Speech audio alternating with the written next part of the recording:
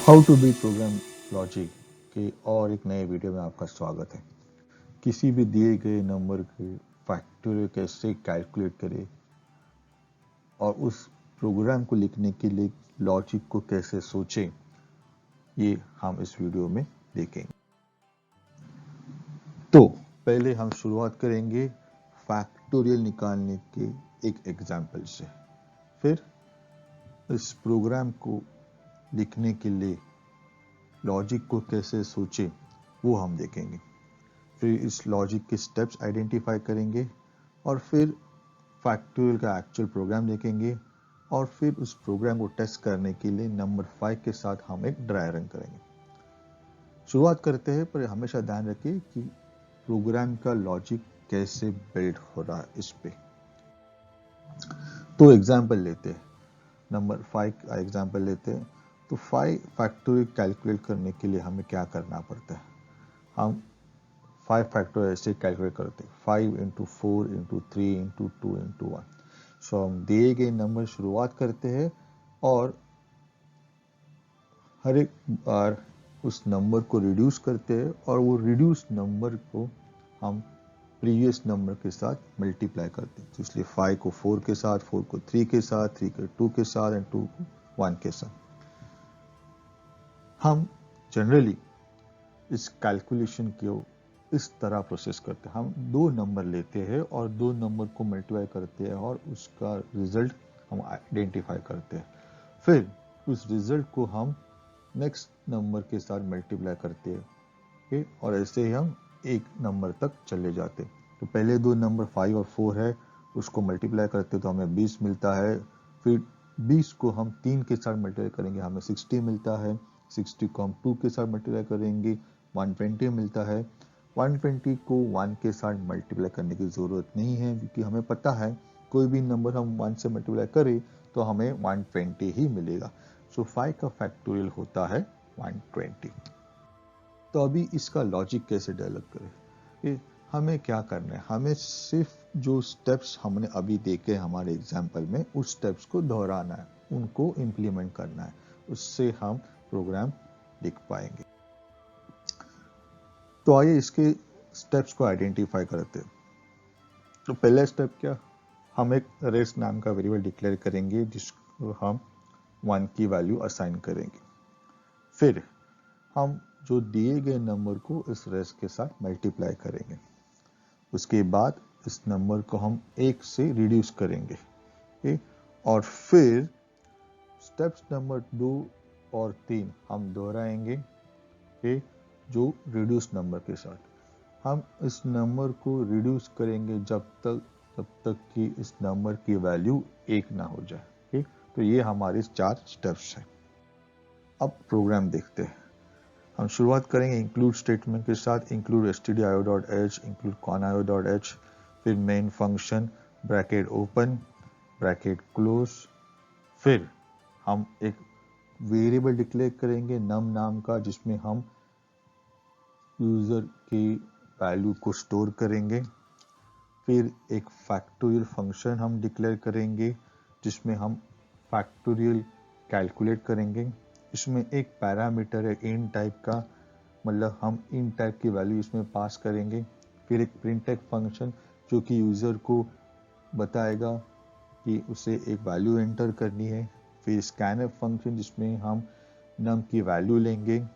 फिर हम factorial function को कॉल करेंगे और इसमें हम नम वेरिएबल पास करेंगे, मतलब यूजर ने जो दी गई वैल्यू उसको हम इस फैक्टोरियल फंक्शन में पास करेंगे और ये फैक्टोरियल फंक्शन हमें इस नंबर का, इस वैल्यू का फैक्टोरियल कैलकुलेट करके हमें रिजल्ट देगा। फिर गेट स्टेटमेंट और रिटर्न 0 स्टेटमेंट के साथ हमारा मेन फंक्शन एंड होता है। अब हम देखेंगे फैक्टोरियल का कोड। फैक्टोरियल फंक्शन एक पैरामीटर नम जिसका टाइप है इंटीजर। एक ध्यान रखिए कि जब फंक्शन डिफाइन होता है तो उसके हेडर में जो लिखा जाता है वो है पैरामीटर, और जो फंक्शन कॉल करते वक्त यूज किया जाता है वो होता है आपका आर्ग्यूमेंट। ओके, तो अभी हमने नम नाम का पैरामीटर डिफाइन किया है फैक्टोरियल के हेडर में। Okay, bracket open bracket close. फिर फर्स्ट स्टेप, रेस्ट नाम का वेरिएबल हम डिफाइन करते हैं और उसे हम वैल्यू देते हैं 1। फिर स्टेप नंबर 2, करना क्या है, नम की वैल्यू रेस्ट के साथ मल्टीप्लाई करनी है। तो rest into equal to num minus minus, ये हमारा स्टेटमेंट है।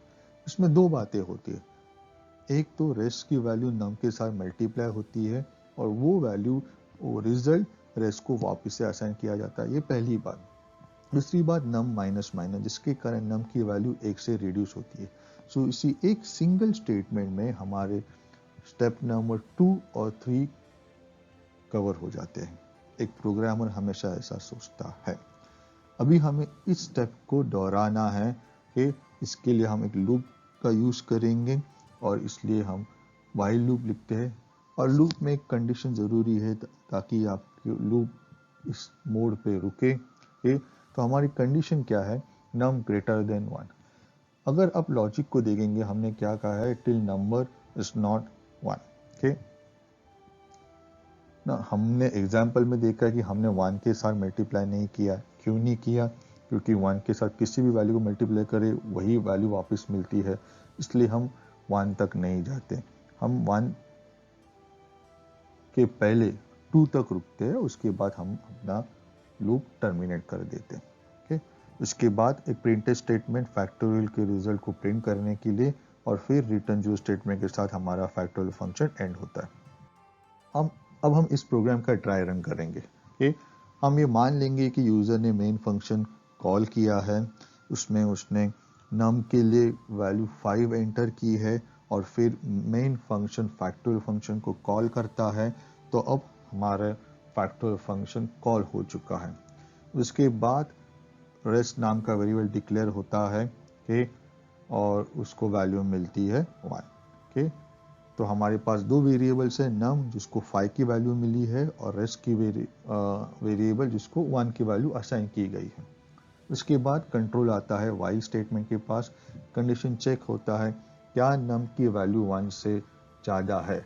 आंसर यस है, इसलिए कंट्रोल वाइल लूप के अंदर चला जाता है और फिर उसका एक स्टेटमेंट एग्जीक्यूट होता है, rest equal to num minus minus.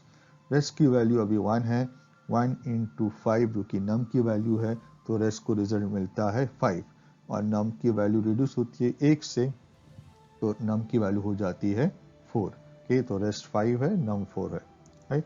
उसके बाद से इस लूप को चेक किया जाता है, कंडीशन ट्रू है, यस ट्रू है, क्योंकि नम की वैल्यू 1 से ज़्यादा है, इसलिए कंट्रोल वापस से लूप के अंदर चला जाता है। वापस से rest in 2 equal to num minus minus हो जाता है। ओके, तो रेस्ट की वैल्यू हो जाती है 5 इंटू 4 20 और नम की वैल्यू रिड्यूस होती है, हो जाती है 3। ओके, इससे कंडीशन चेक, एक कंडीशन ट्रू है, वापस से कंट्रोल अंदर आता है, रेस्ट इनटू नम हो जाता है, रेस्ट की वैल्यू अभी 20 है, नम की वैल्यू 3 है, 20 इंटू 3 रेस्ट की वैल्यू हो जाती है 60 और नम की वैल्यू 1 से कम हो जाती है, 2 हो जाती है।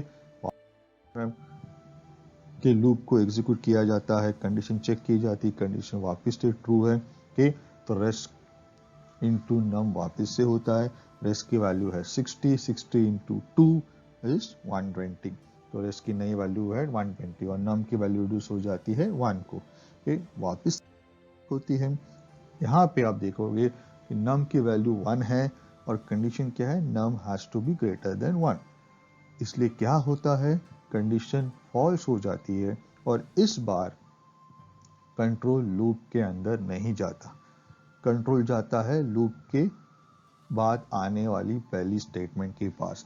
और वो स्टेटमेंट कौन सी है, वो स्टेटमेंट है प्रिंटफ स्टेटमेंट, जहाँ की फैक्टोरियल की वैल्यू या रिजल्ट प्रिंट किया जाता है, जो कि है वैल्यू रेस्ट वेरिएबल की, और रेस्ट वेरिएबल की वैल्यू क्या है अभी 120। Okay, so factorial of 120 is factorial of 5 is 120, वो प्रिंट होता है। ओके, और रिटर्न जो स्टेटमेंट के साथ ये फंक्शन एंड होता है और कंट्रोल वापस चला जाता है मेन फंक्शन के पास। मेन फंक्शन के गेट ch और रिटर्न जीरो स्टेटमेंट एग्जीक्यूट करने के बाद प्रोग्राम का एग्जीक्यूशन खत्म होता है। friends, if you found this video useful then please like it. Do subscribe to the channel by clicking on the subscribe button.